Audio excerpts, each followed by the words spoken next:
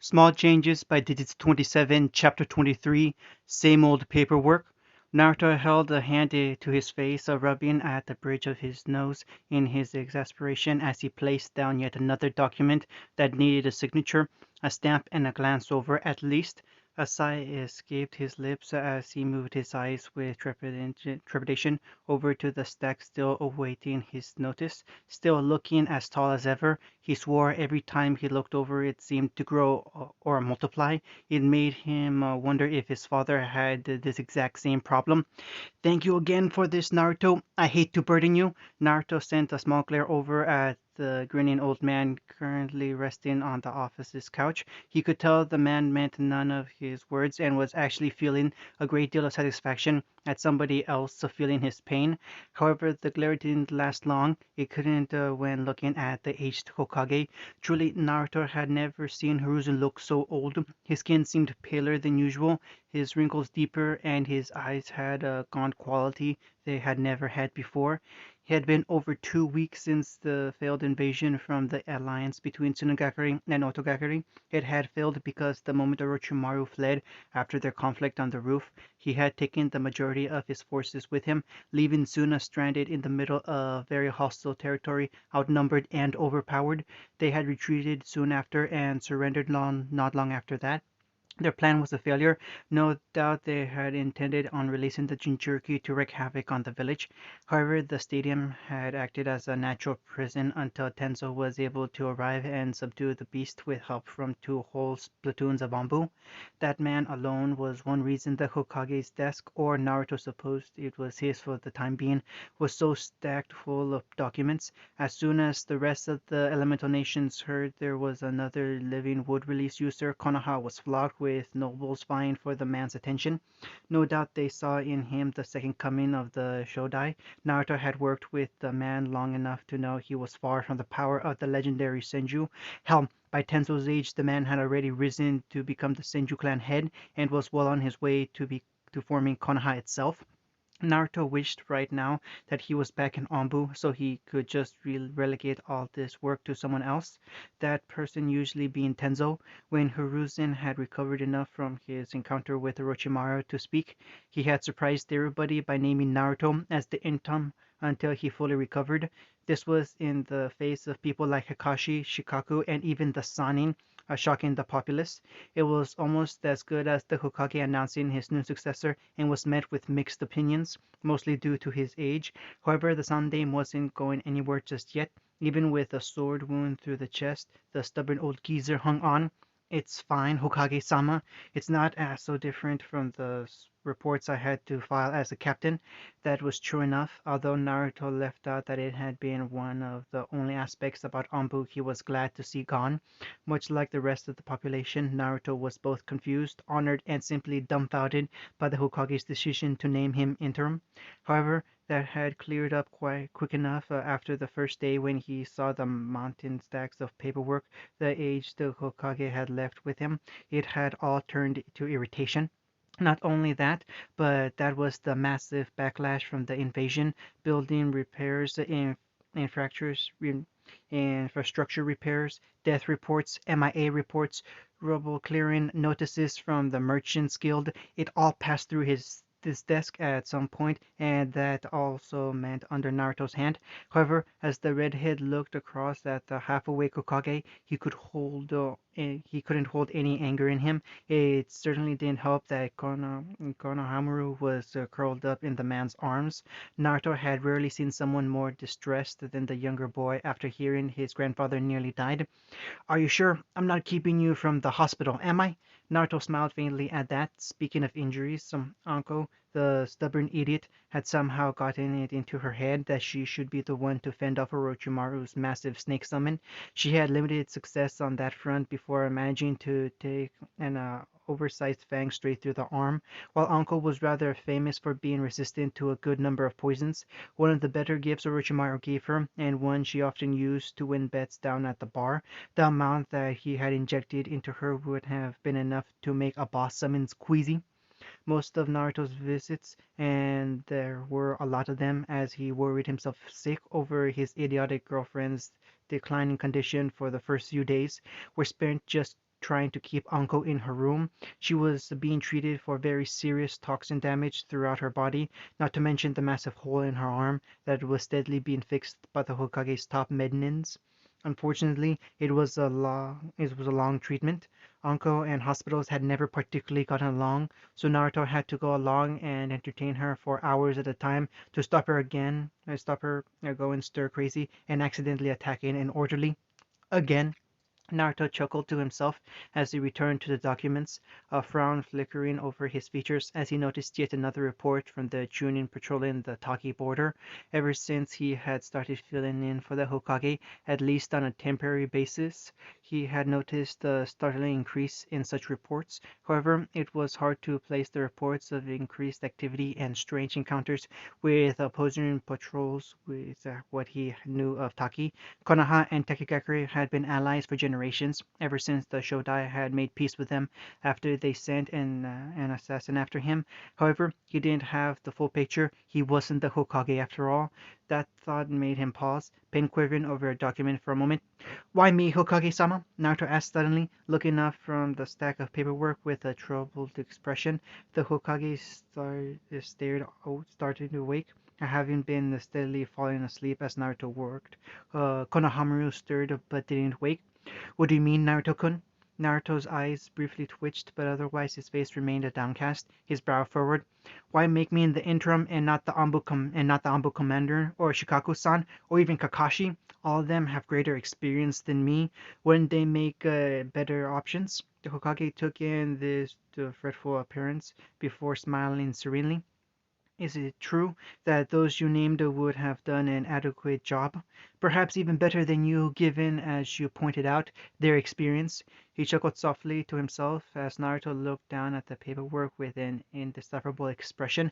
"However, it is for the very reason that I chose you, Naruto-kun. As you already said, they have the experience." Naruto let out a long, withdrawn breath as he placed the pen down, his eyes becoming more neutral. For a moment, when Naruto's hand steepled over the desk, Hiruzen blinked, having to rub the image of Minato out of his eyes at seeing the man do the exact same motion when becoming serious. So this really is some kind of grooming to ingratiate myself with the position of Hokage. There was no real question to his tone, so Hiruzen decided not to answer it as such, instead adopting a kindly smile as he straightened up on the couch. For a moment he winced, his breathing becoming heavier as he brought a hand up to his chest before it passed. "You say that like I have some nefarious scheme in mind, Naruto."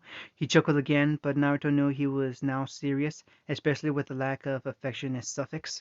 "Can you blame an old man for looking out for the future of his village, especially after a fright like this?"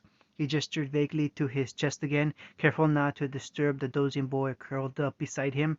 Naruto, however, adopted a look of discomfort as he shifted in his seat. But then, why me still? Surely Kakashi would be more appropriate." Naruto argued, only for Hiruzen's kindly smile to take one of a melancholy twinge.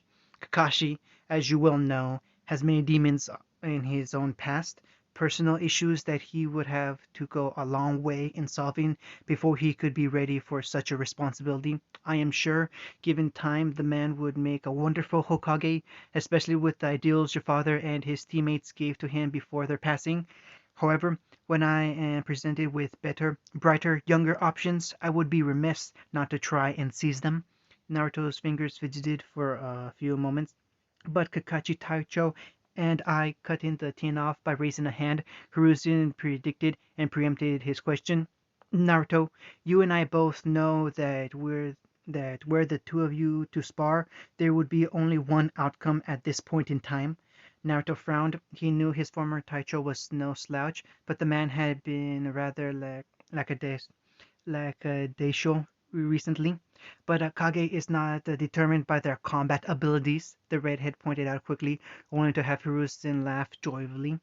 "Too true, my boy. Your intelligent mind, compassion, and ability to make friends with anybody you choose were also very helpful in making my decision.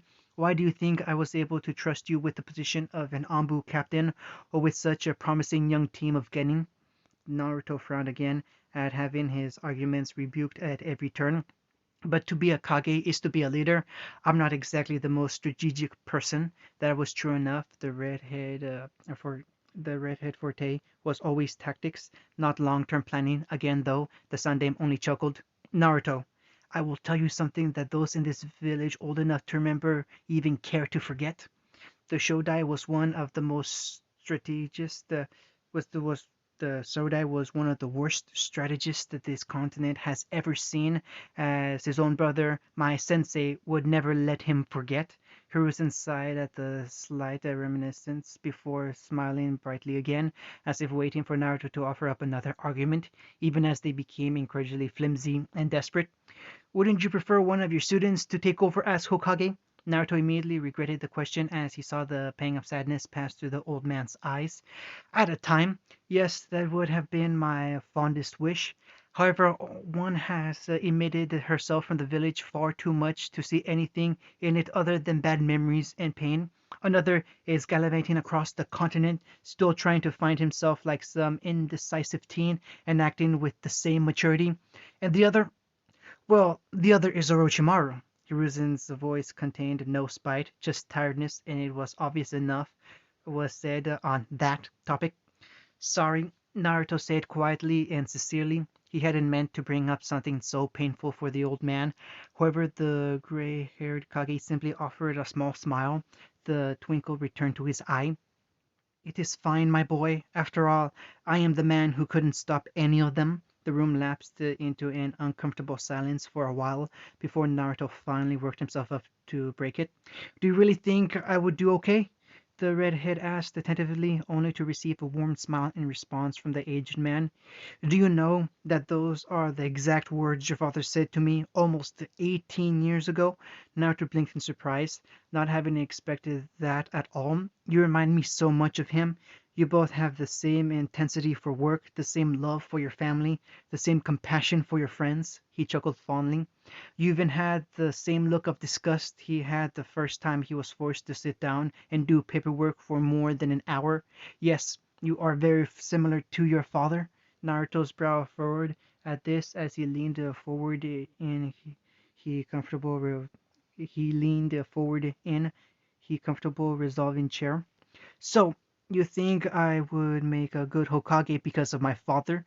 Naruto questioned, only to be ignored as the Hokage continued, as if obvious to his interjection. Yet, I also see a lot of your mother in you, in the way you face your enemies, in the strictness with which you command your subordinates, your ability to make friends, and, of course, your hair and eyes. He sighed sadly before adding, I'm sure Sukaru-chan would have been the same. Naruto's heart clenched hearing that name, but it was quickly passed on as the Hokage returned to look at him again, his face more serious.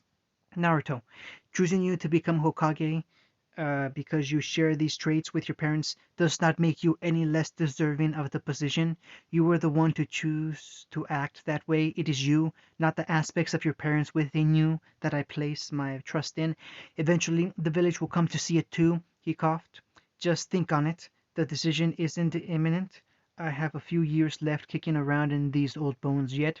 Naruto nodded quickly, although with a slight hesitation. I can do that much at least, Hokage-sama. Naruto finally acquiesced, only to blink in surprise as the old man winked at him. If you're going to be my successor, call me Hiruzen. Finally, Naruto allowed his previous serious expression to slip into a more relaxed smile. I think that will take a little more getting used to. Ame nervously fretted about outside the hospital room, the box of dango under her arm slowly cooling as she nervously shuffled from one foot to the other. It seemed like such a good idea at the time. Come and visit Uncle in the hospital. Maybe try to form a connection between them. She had been hoping that having a strong Kunoichi and Uncle had to be strong if Naruto sensei was dating her.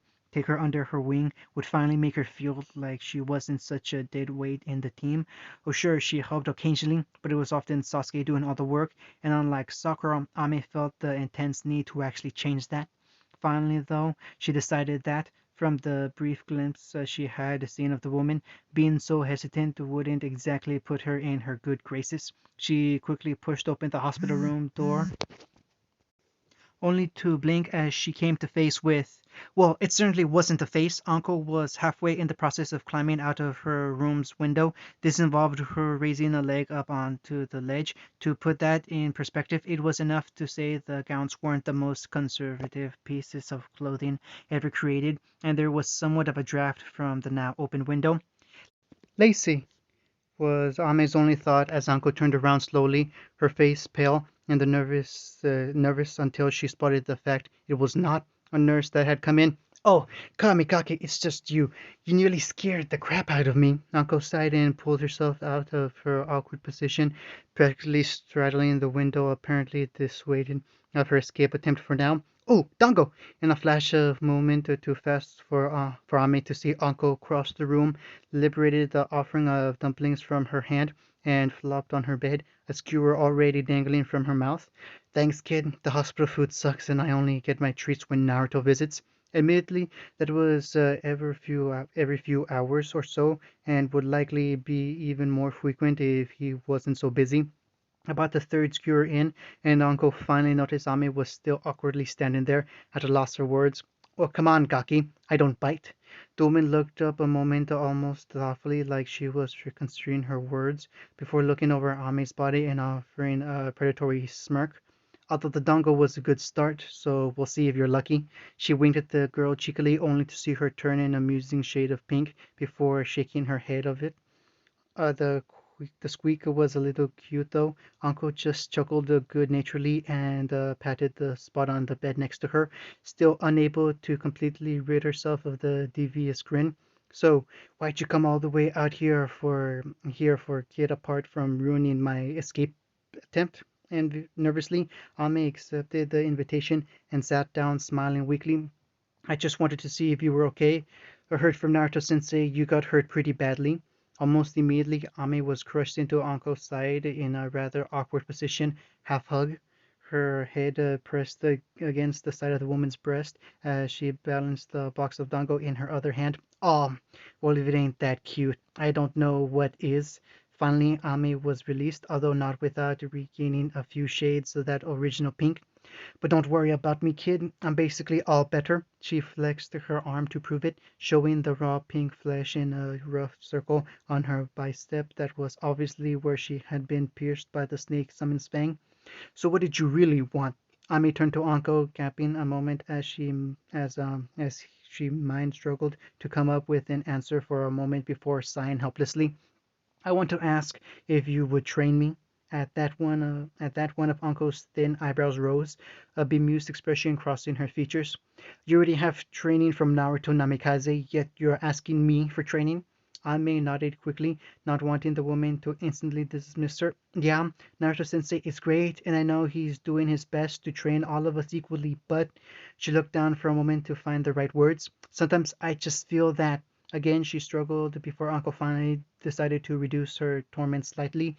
You feel like there are some things as a man he can't teach you as a kunoichi, the older woman finished for her, instantly getting a nod of approval that was met with a amused smirk. You do realize those things are generally what you learn as you become a chunin? Ami frowned at that before shaking her head slowly. But if I have the opportunity to learn them now, why wait? She answered, mustering the confidence she had to look Uncle in the eye. For a moment, the purple-haired woman's eyebrows nearly shot into her hairline, remembering a very similar young purple-haired girl repeating almost those exact words to a certain blonde.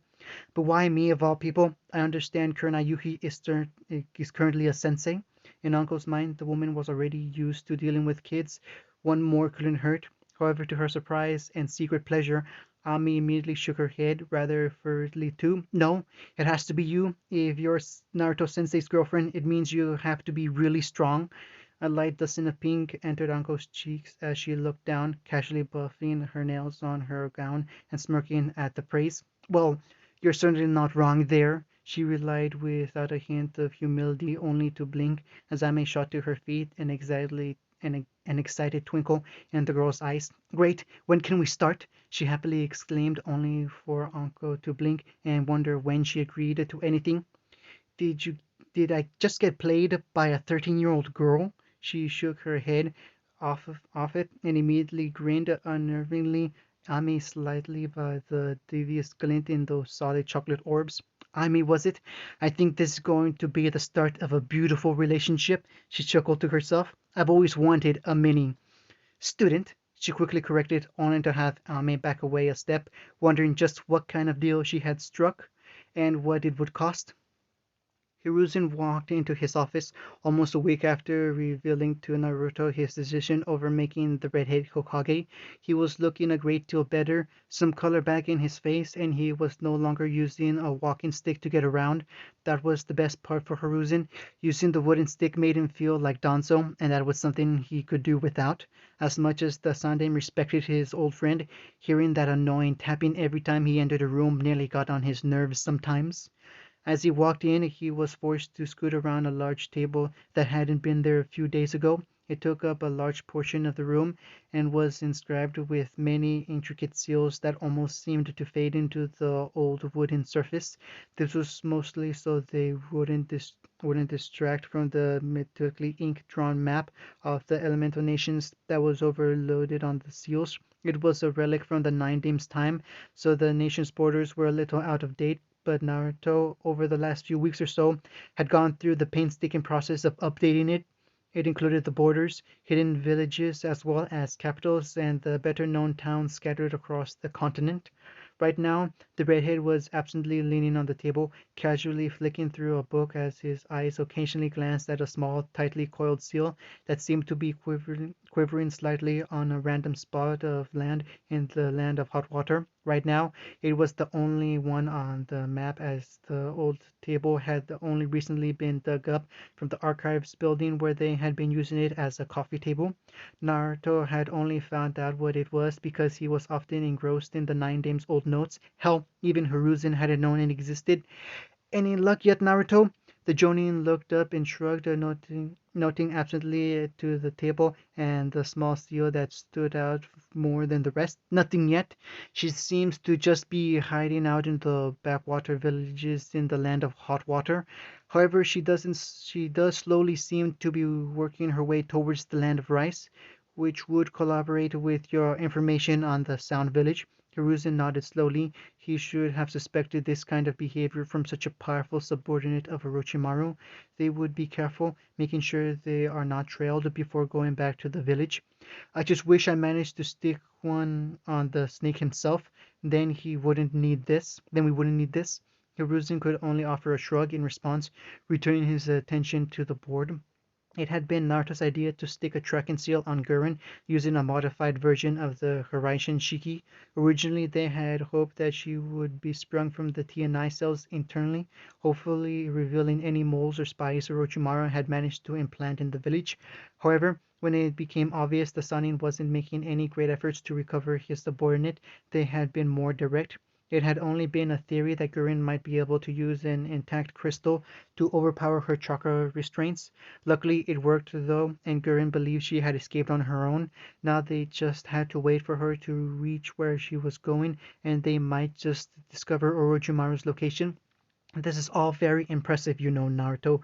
Definitely Hokage-esque thinking." Hiruzen spoke up with a small chuckle, enjoying the embarrassment and uncertain look on Naruto's face. Over the past few days it had been fun to tease the boy about his decision.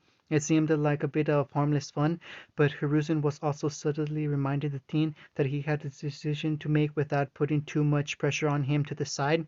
"Ah, Hokage-sama, Naruto trailed off as Hiruzen raised a hand to cut him off, a small smile pulling at his lips. "No need, Naruto. I'm only joking with you." The redhead just nodded cautiously before returning to his book, still occasionally glancing at the little seal that represented Gurren's location. The Sandaime looked up, his eyebrow quirking as he spotted three other Naruto sitting around the desk, each tackling their own small pile of paperwork. The familiar sight brought a wider smile to his face. "So I see you discovered the trick of paperwork, huh?" The old man chuckled good-naturedly as Naruto ran sheepish hands through his hair. "Yeah, this just seemed easier." Hiruzen nodded, a knowing smile on his face. "Oh, I know. It took you long enough." At that, the Namikaze just half-heartedly glared at the Kage, who still didn't let up with his smirk. No thanks to you, the redhead shot back, snapping his book closed as he reached the end of a chapter. However, the Hokage just tapped his nose conspicuously. Experience, my boy. It's all about experience. Naruto just nodded dismissively as he looked over a document one of his clones had handed him. I used to do the same in my younger days. Now I'm afraid the shadow clone is a bit too strenuous on my body for such a trivial use. Naruto nodded before pausing, looking back at the still relatively large stack of paperwork on the desk. Then how do you handle it now? It was a good question. The man couldn't be kept in his office all day, as he could often be seen taking strolls about the village or visiting the academy. Oh, that's simple. I have my secretary handle most of it. Naruto's eye twitched, and the three clones all nearly dropped what they were working on to all stare at the aged and, in their opinion, possibly senile Kage. Then why am I doing this? Just a good question. He could be with his girlfriend or his students or sleeping. However, Hiruzen just tapped his nose again before he could speak. Naruto raised a hand and waved it off. Right, right. Experience. Hiruzen smiled with a curt nod. However, it didn't last long as there was a sudden ear-splitting crack, and both men were thrown across the room by a blinding white flash. It happened so fast neither could react, as one moment they were standing about the room, the next they were laying in the charred and destroyed remains of the office. What the hell? Blinking in surprise, Naruto looked up at the new hole in the roof as he dragged himself out of the smashed couch he had been flung into. A moment later, when he looked down and saw whatever had struck them had seared right through the table, he let out a large groan. I'm going to have to fix that now. That was an understatement. There was nothing left but blackened ashes in a hole in the floor. What happened? Naruto wondered if they were being attacked again. A lightning strike? Naruto asked incredulously as he stood outside with the Hokage and a few shinobi that had witnessed the attack. To show his incredulity, he looked up at the sky, which was perfectly blue with a few fluffy white clouds lazily drifting across.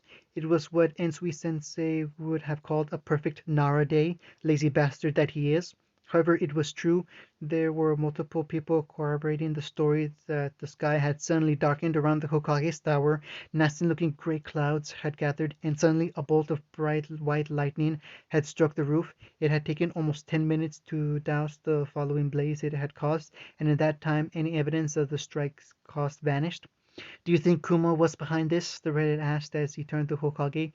The man seemed to be in deep thought, pipe hanging from his mouth unlit.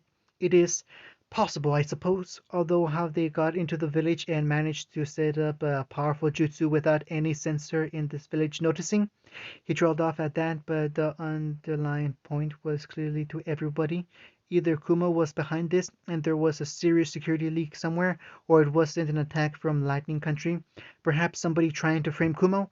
Naoto tried again only to receive an absent shrug from the Hokage, and they said Onoki, the fence sitter, was indecisive.